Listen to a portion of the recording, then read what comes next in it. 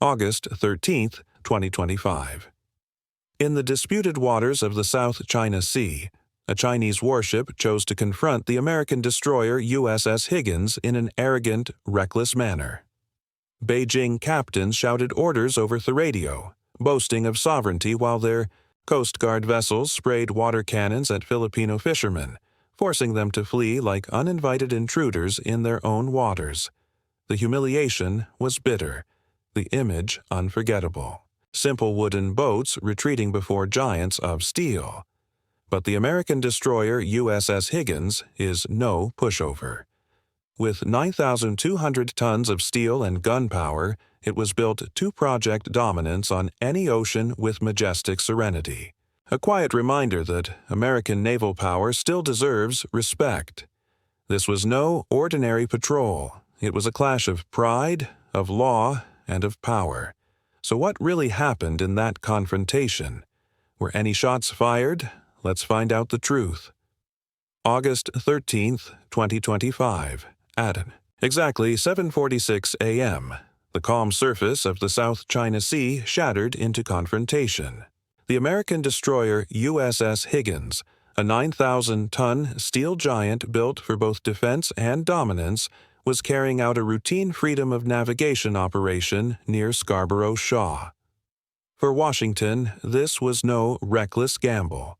It was a legal, deliberate mission, a signal that the world's busiest sea lanes must remain open no matter whose flags flutter on the horizon. But Beijing had other plans.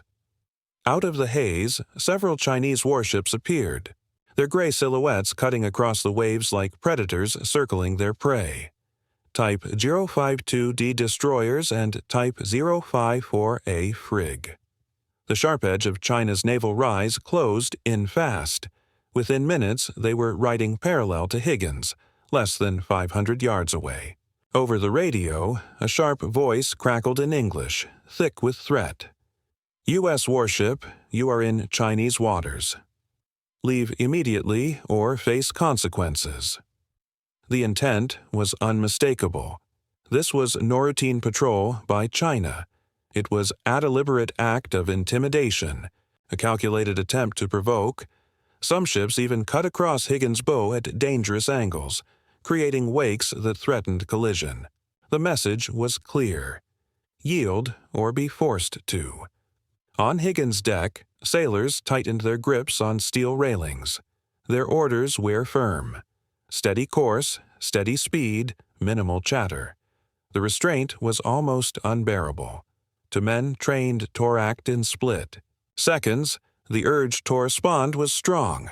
Every instinct screamed against this humiliation, but discipline held. Not a single missile was armed. Not a single gun elevated. For ordinary Americans, it may seem unimaginable. The most powerful navy in the world forced to endure harassment without firing back. But that is Therazor's edge of modern conflict. Strength measured not only by firepower, but by control. The tension was suffocating. One wrong move, one panicked reaction, and 155 eminas of steel could have become the spark for a global inferno. Scarborough Shoal, a few reefs and rocks barely rising above the water, had become the stage for superpowers. And on this morning, the world came. Dangerously close to watching peace collapse under the weight of pride and provocation. If you were the commander of the destroyer USS Higgins, would you order the Chinese ship to be shot? Let's see what the commander of the warship decides. The standoff dragged on second by second until time itself seemed stretched to the breaking point. The Chinese ships pressed harder, edging closer, circling tighter. One frigate Kutso near across. Higgins's bow that the distance shrank to just 300 watt-orted, a heartbeat in naval terms. At sea, two steel giants that size colliding could tear open hulls, ignite fuel, and kill hundreds of sailors within minutes. The Chinese captains knew it. That was the point. On Higgins, discipline held.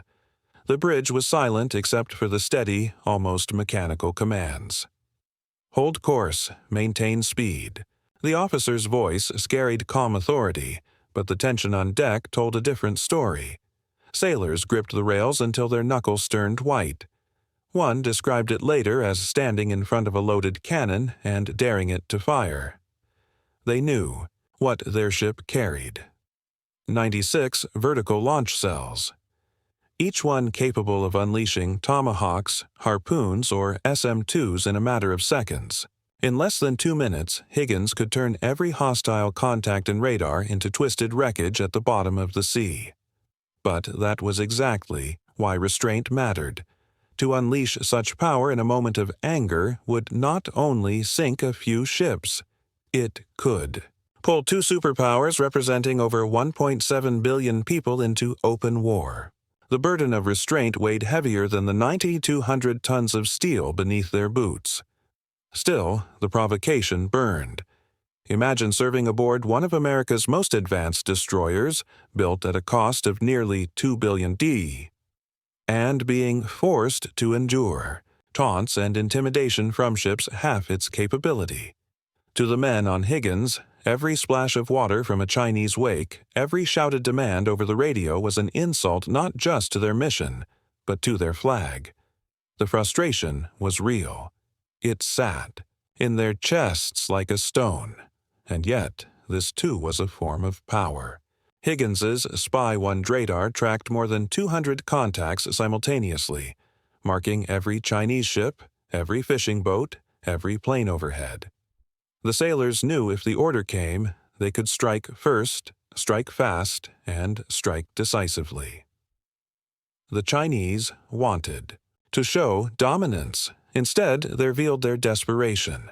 On that morning, restraint was not weakness, it was discipline. It was proof that America's true strength lies not just in its arsenal, but in its control. But every man aboard Higgins felt the same truth. Patience has limits, and when those limits are crossed, the consequences can shake the world. Yet behind that silence, behind every clenched fist and steady command, lay the true measure of American power. A power not just endured, but waiting to be revealed. While Chinese destroyers and frigates prowled menacingly at close range, the USS Higgins remained steady, cutting through the waves with calm precision. To the untrained eye, the American ship seemed passive, even cornered. But beneath the steel decks lay an arsenal that could alter the fate of nations in a single hour.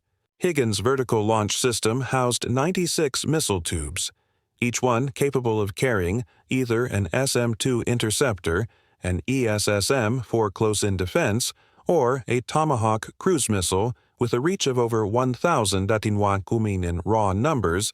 This single destroyer carried more firepower than the entire Philippine Navy combined.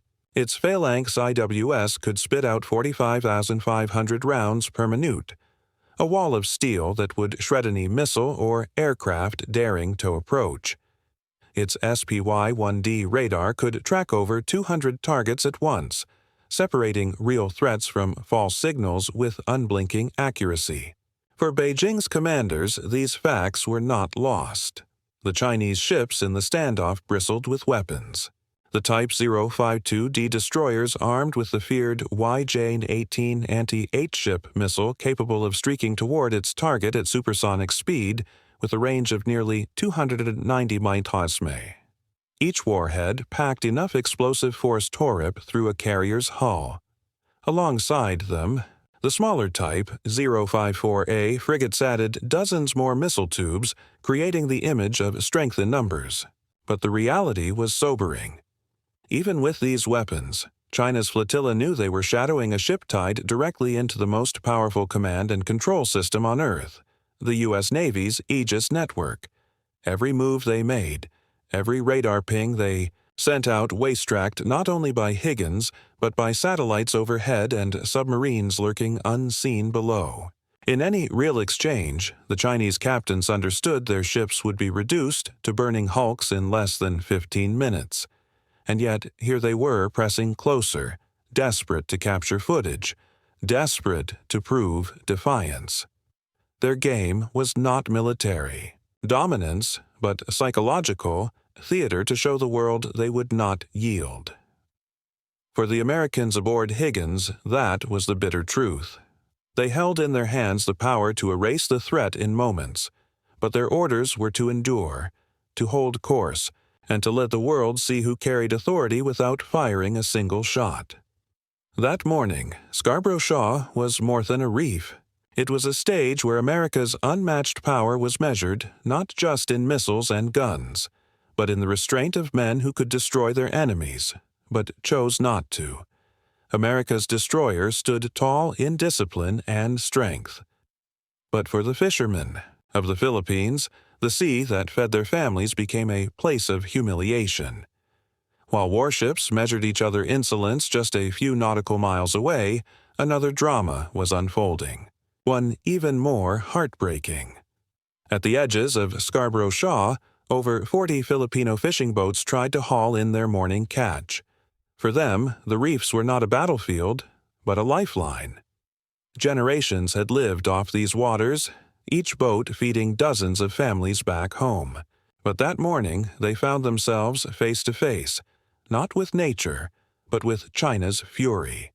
Chinese Coast Guard cutters and militia vessels, smaller than the warships shadowing Higgins, but every bit as aggressive, swooped in on the fishermen. Sirens blared. Water cannons unleashed torrent sets with enough force to smash windows and rip nets from wooden decks. Several boats, some no larger than 50 ft in length, weighing barely 20 tons, were rammed and nearly capsized by steel hulls displacing 2,000 tons. The imbalance was staggering, a family's wooden livelihood against machines built to intimidate. The abuse did not stop there. Radios crackled with shouted insults, calling the Filipinos trespassers and dirty intruders. One fisherman later described the moment with tears. They chased us like we were vermin, like we were something disgusting to be cleaned from the sea. For men who had fished these grounds for decades, the humiliation cut deeper than the spray of salt water. By noon, at least a dozen Filipino boats had been forced back, their nets shredded, their catch lost.